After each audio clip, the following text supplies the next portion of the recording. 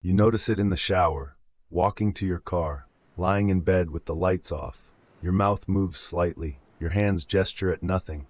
You're having a conversation with someone who isn't there. You're writing lines, editing them, trying different tones, softer, firmer, more casual. You're rehearsing, and the strange thing is, the conversation might never happen. Maybe it's something you need to say to someone you'll see tomorrow. Maybe it's something you should have said 3 years ago. Maybe it's a confrontation you'll avoid, an apology you'll never deliver, a boundary you're not ready to set. But your mind keeps writing the script anyway, again and again and again. This is about that, about the conversations you keep staging in your head, the ones that loop while you're trying to fall asleep, the ones that feel urgent even though they might never leave your skull. This isn't about stopping them, it's about understanding why they won't stop. If someone asked you why you do this, you might say you're just preparing, getting your thoughts in order, making sure you don't fumble, making sure you say it right. But it's more than that, because you've already rehearsed this conversation 40 times. You've tried every variation, every opening line, every possible response they might give, and still, you go back to it. Still, in the gap between brushing your teeth and turning off the lamp, you're running through it again.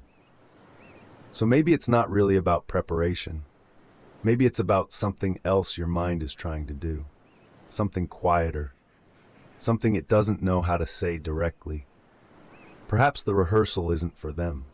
Perhaps it's for you. A way of holding something you're not ready to let go of.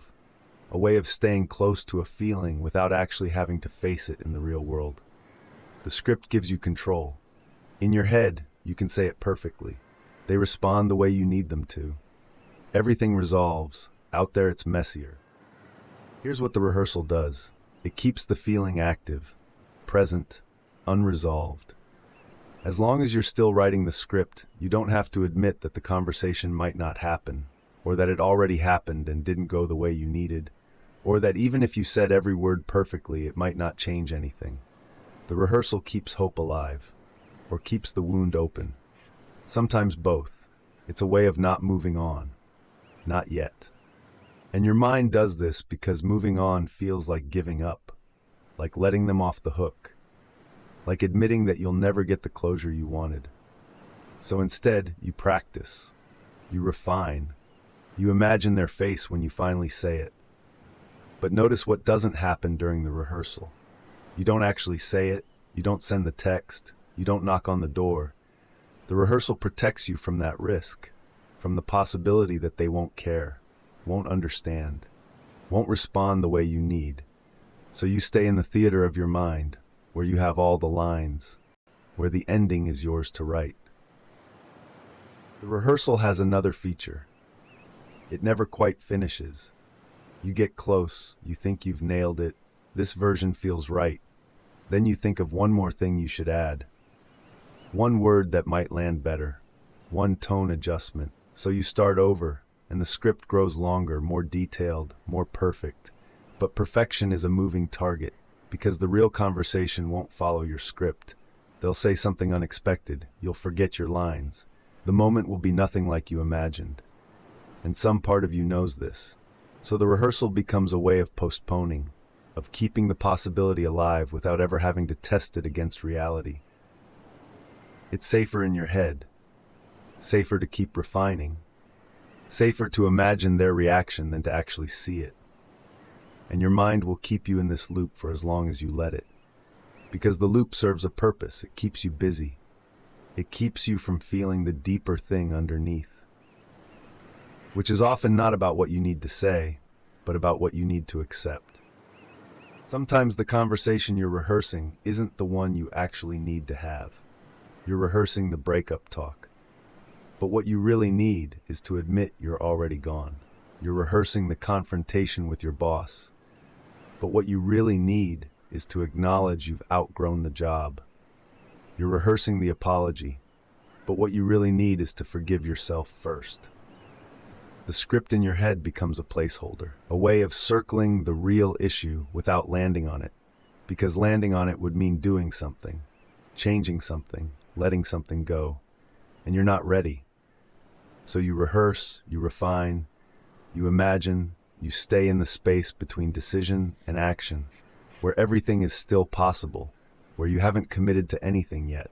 And that space can feel strangely comfortable, even when it keeps you awake, even when it exhausts you, because it's familiar, because it's yours, because as long as you're still writing, you haven't failed yet. But here's what the rehearsal costs you. It keeps you tethered to something that might not deserve this much of your attention, this much of your night, this much of your energy. It turns your mind into a stage where the same scene plays on repeat, and you're the only one in the audience. They're not thinking about this conversation. They're not writing their lines. They're not lying awake at 2 a.m. trying to get the phrasing right. Just you. And every time you run through it again, you're giving that moment more weight, more significance, more power over your present. You're telling your mind that this unresolved thing is the most important thing, that until it's handled, nothing else can rest. So your mind keeps working, keeps writing, keeps you awake, because you've taught it that this conversation is urgent, even if it isn't, even if it never happens, even if it wouldn't change anything. Your attention makes it real. Your rehearsal gives it gravity. And the longer you stay in the script, the harder it becomes to step out of it. The rehearsal feels urgent because your mind has labeled it as a threat, not a physical threat, but an emotional one. A relationship that needs repair, a boundary that needs setting, a truth that needs speaking. And your mind treats emotional exposure the way it treats danger. It tries to prepare you. It tries to keep you safe. So it runs simulations. It generates responses. It tries to predict every variable. This is what minds do. They solve problems. They plan. They protect. And rehearsing a difficult conversation feels like problem solving. Like you're doing something useful. Like you're taking care of yourself. But here's the thing. Most of the time, the rehearsal isn't making you safer. It's making you more anxious. Because the more you rehearse, the more your mind believes this conversation is dangerous. The higher the stakes feel, the more perfect your delivery needs to be. And now you're not just preparing, you're spiraling. You're catastrophizing. You're imagining worst-case scenarios and writing defenses against them. The rehearsal has become the problem. There's a difference between thinking something through and rehearsing it endlessly. Thinking it through happens once, maybe twice. You consider what you want to say. You check in with yourself about why it matters. You notice how you feel. Then you move on. Rehearsing happens in a loop. You go over the same lines, you edit the same moments, you imagine the same reactions. And each time through, you're not getting clearer. You're just getting more entrenched. The first rehearsal might be useful. The 40th is just exhausting. But your mind doesn't always know the difference. It thinks repetition equals preparation. It thinks if you just refine it one more time, you'll finally feel ready. But you won't. Because readiness doesn't come from perfecting the script. It comes from accepting that the real conversation will be imperfect, that you'll stumble, that they'll surprise you, that you won't say it exactly right. And that's okay. That's human. That's how real conversations work. The rehearsal tries to eliminate that uncertainty. But uncertainty is the nature of talking to another person. You can't script it away. If you look closely at the conversation you're rehearsing, you'll often find a fear underneath it. Fear that they'll reject you. Fear that they'll be angry. Fear that you'll lose them. Fear that you're not enough. That your needs are too much. That speaking up will make everything worse. And the rehearsal is your mind's way of trying to protect you from that fear, by making you more prepared, more articulate, more controlled. If you say it perfectly, maybe they won't leave. If you anticipate every objection, maybe they won't get mad. If you soften it just right, maybe it won't hurt. But that's not how it works. Because the fear isn't really about the words, it's about the vulnerability of being seen, of saying something true and not knowing how it will land. No amount of rehearsal can eliminate that vulnerability.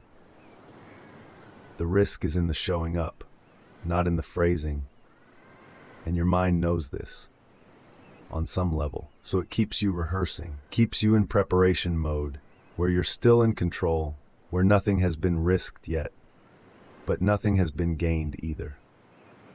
Sometimes the conversation you're rehearsing is one you've already had. Maybe it didn't go the way you hoped.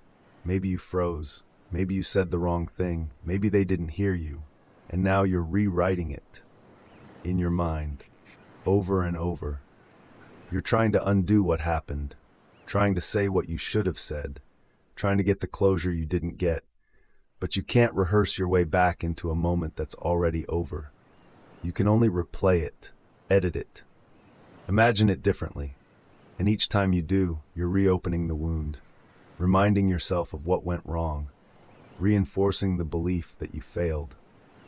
The rehearsal feels like it's fixing something, but it's actually keeping the hurt alive. Because as long as you're rewriting the past, you're not accepting it. You're not letting it be what it was. Messy, imperfect, done. You're holding on to a version of events that didn't happen and might never happen. Because time doesn't flow backward, and the you in that moment did the best you could, with what you knew, with what you had. That's worth remembering, even when the rehearsal insists otherwise. And then there are the conversations you're rehearsing that will never happen at all. Maybe because the person is gone, or because the relationship has ended, or because too much time has passed. Maybe because saying it out loud would cost more than staying silent, or because you've already decided to let it go, except you haven't. Not really. So you keep rehearsing. Keep imagining what you'd say if you could, if circumstances were different, if they'd listen, if it mattered. And there's a strange comfort in that, in the imagined conversation, where everything you've held inside finally gets spoken, where they finally understand. But the comfort comes with a cost, because every time you rehearse a conversation that won't happen, you're feeding the part of you that's still waiting, still hoping, still unfinished. You're telling yourself the story isn't over yet, that there's still a chance, and maybe there isn't. Maybe the story ended quietly, without resolution, without the big moment you've been scripting. Maybe it just stopped, and the rehearsal is the only place it still exists. And that's hard. That's worth acknowledging. That hurts in a way that doesn't have words. So what happens if you stop rehearsing? What if you notice the script starting in your mind and you don't follow it? What if you let the thought arrive and then let it leave, without revising it, without planning your response, without running through the scene one more time? It might feel uncomfortable, like leaving something unfinished, like forgetting your lines before the big performance. Because the rehearsal has become a habit, a reflex, a way your mind tries to take care of you. And stepping out of it means sitting with the not knowing, the not being ready, the not having it all figured out. It means accepting that if the conversation happens, it won't go according to plan. And if it doesn't happen, that's okay too. It means trusting that you don't need the perfect words. You just need to be honest and present and yourself, which is scarier and simpler and truer. And maybe that's what the rehearsal has been protecting you from all along. Not the conversation itself, but the rawness of showing up without armor, without a script, without knowing how it ends. Here's something the rehearsal doesn't want you to know. The conversation doesn't have to be perfect to be worth having. You can stumble, you can lose your train of thought, you can say it clumsily and still be heard. You can forget half of what you meant to say and still communicate what matters. Because what matters isn't the script, it's the intention, the willingness, the courage to say something true even when it's messy. The person you're imagining, they don't need you to deliver a flawless monologue. They need you to be real with them, to let them see what you're actually feeling, to trust them enough to fumble. And if they can't handle that, if they need you to perform perfectly in order to care, then maybe the relationship isn't as safe as you thought. Maybe the rehearsal has been trying to make you small enough to fit into a space that was never quite right for you. Maybe what you actually need isn't better words. It's better conditions. A relationship where imperfect honesty is met with patience, where you don't have to script yourself into acceptability. And that's not something you can rehearse into existence. That's something you discover by taking the risk. There's a kind of relief that comes when you stop trying to control the outcome, when you stop rehearsing every line, stop anticipating every reaction, stop trying to engineer the perfect response. When you just let it be unknown, let the conversation happen however it happens, let their response be whatever it is. Let yourself say what comes naturally instead of what you've scripted. It's terrifying at first, because you've been holding so tightly to the illusion of control. But then, something loosens. Your shoulders drop, your jaw unclenches, the mental loop stops spinning, because you're no longer trying to manage an infinite number of variables. You're no longer responsible for predicting and preventing every possible outcome. You're just here, in your life, in this moment. And the conversation will happen or it won't. It will go well or it won't. They'll understand or they won't. And you'll be okay either way. Not because you prepared perfectly, but because you're more resilient than the rehearsal gives you credit for. You've already survived harder things than an imperfect conversation. You've already figured out how to keep going when things didn't turn out the way you hoped. You don't need the script. You never did. So what if tonight you let the rehearsal rest? Not forever. Not as a rule. Just for tonight. What if when the script starts playing, you notice it, and then let it fade? You don't have to fight it. You don't have to force yourself to stop thinking about it. You just don't follow it all the way through. You let the first line arrive, you acknowledge it, and then you let your attention settle somewhere else. On your breath, on the weight of the blanket, on the quiet hum of the room around you. You let the words exist without needing to be perfected, without needing to be delivered, without needing to become anything more than passing thoughts. Because they are just thoughts. They're not commands. They're not emergencies. They're not tasks you have to complete before you're allowed to rest. They're just your mind doing what minds do, trying to solve, trying to prepare, trying to keep you safe. And you can thank it for trying. And then gently, kindly, let it know that tonight you're okay without the script. Tonight you're going to rest first and figure out the words later, or never, or when the moment actually arrives. You don't owe anyone a perfect explanation. You don't owe anyone a polished delivery, a rehearsed apology, a carefully worded boundary. You're allowed to speak from the middle of your confusion, from the edge of your understanding, from the raw place where the words haven't formed yet. You're allowed to say, I don't know how to say this, or I'm not sure this will come out right, or I've been thinking about this for a while and I still don't have it figured out. That's honest. That's real. That's enough.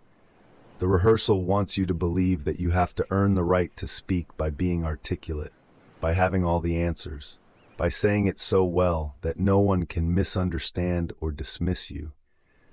But that's not how human connection works. People don't trust perfection. They trust vulnerability. They trust the stumble, the pause, the admission that you're trying your best and it might not be enough, and you're showing up anyway. That's what opens doors. Not the script, the willingness to be seen in your uncertainty. And maybe that's the conversation you've been avoiding all along. Not the one with them, the one with yourself, where you admit you don't have it all figured out, and you're going to try anyway. Deep down, you already know what you need to say. Not the perfect version, not the edited version, not the version that anticipates every possible objection, just the true version, the simple one. The one that's been sitting underneath all the rehearsals, waiting. It's usually shorter than you think, more direct, less apologetic. It's the sentence you always come back to. The one that feels right, even when it feels scary. I need to tell you something. I'm not okay with this. I miss you. I'm sorry. I can't do this anymore. I need space. I need help. I need you to hear me. That's the core. Everything else is just scaffolding, protection, distance. And the reason you keep rehearsing is because saying the core thing feels too vulnerable, too exposing, too risky. So you build around it, you soften it, you explain it, you justify it. You add disclaimers and qualifiers until the original sentence is buried under layers of defense. But the person you're talking to doesn't need all that. They just need the truth. And you already know what it is. You've known the whole time. The rehearsal is just the long way around admitting it. Imagine the moment after you say it. Not the perfect delivery, not the rehearsed version, just you speaking, saying the true thing. However it comes out. And then it's done. It's in the air between you. It exists outside your head, and you don't know yet how they'll respond. You don't know if it will go well, but you know that you said it. You know that you didn't spend another night rehearsing. You know that you didn't let fear write the final draft. You showed up. You spoke. You let the words be imperfect, and you said them anyway. And whatever happens next, it's real. It's not imagined. It's not a script. It's your actual life. Moving forward. That's the moment the rehearsal is trying to protect you from. Because it's uncertain. Because it's out of your control. Because it might hurt. But it's also the moment where things can finally change. Where the loop can finally end. Where you can finally stop carrying this weight alone in your mind. And maybe that's worth the risk. Maybe that's worth the imperfect words. Maybe that's the conversation you've been needing all along. Not the one you've been rehearsing. The real one. But tonight, you don't have to figure it out. Tonight, you don't have to rehearse. You don't have to refine. You don't have to find the perfect words. Tonight, you can just let it be unfinished, unspoken, unresolved. Because the conversation will still be there tomorrow, and the next day, and whenever you're ready. It's not going anywhere, and neither is your ability to handle it. But right now, you need rest more than you need the perfect script. You need your mind to stop working, your body to soften, your thoughts to quiet. And that can't happen while you're still on stage, still running lines, still trying to get it right. So just for tonight, step off the stage, close the script, let the theater go dark. You can come back to it tomorrow if you need to. You can think it through one more time. You can decide what you want to say. But tonight, let the words rest. Let the rehearsal rest. Let yourself rest, because you've been carrying this for long enough. And it's okay to put it down, even if just for a few hours. It's okay to sleep without having solved it, without having said it perfectly, without having figured it all out. You're allowed to rest before you're ready. You're allowed to sleep before the script is done. The rehearsal will probably be there again tomorrow. That's okay. That's how minds work. They return to the things that feel unfinished. But each time it comes back, you can make a choice. You can follow it all the way through, or you can notice it, acknowledge it, and then let it go. You can remind yourself that the script doesn't have to be perfect, that the conversation doesn't have to happen tonight, that you're allowed to rest without having all the answers. And slowly, over time, the rehearsal will lose some of its urgency, some of its grip, because you're teaching your mind that this isn't an emergency, that you're safe even without the perfect words, that you can handle uncertainty. And one day, you might notice the rehearsal has stopped, or it happens so briefly you barely register it, or it transforms into something quieter, something that doesn't demand your attention at 2 a.m. But that day isn't tonight. Tonight, it's enough to just notice the loop, to name it, to let it be there without needing to fix it. The conversation you've been rehearsing, maybe it happens, maybe it doesn't, maybe it looks nothing like you imagined, but right now you can rest. You can let your mind be still, and that's enough.